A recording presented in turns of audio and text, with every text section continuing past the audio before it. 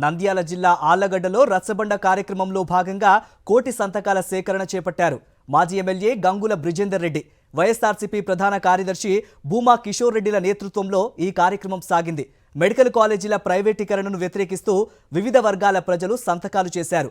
జనం నుంచి అనూహ్య స్పందన వస్తోందని బ్రిజేంద్రారెడ్డి అన్నారు. కూటమి ప్రభుత్వం నిర్ణయాన్ని ఉపసంహరించుకోవాలని డిమాండ్ చేశారు.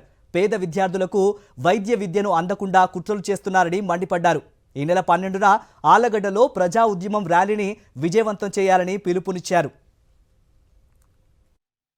పేద విద్యార్థులకి వైద్య విద్య అందుబాటులోకి రావాలా, అదేవిధంగా పేదలందరికీ కూడా వైద్యం కూడా అంతే అందుబాటులోకి రావాలా అని చెప్పి చేసిన ప్రయత్నంలో ఆయన 17 మెడికల్ కాలేజీలు తీసుకొచ్చి 7 మెడికల్ కాలేజీలు పూర్తి చేశాడు. 10 మెడికల్ కాలేజీలు వివిధ దశల్లో పూర్తయ్యే దశల్లో ఉంటే వాటిని పూర్తి చేయడానికి కేవలం 5,000 కోట్లు అవుతుంది 5 సంవత్సరాల్లో.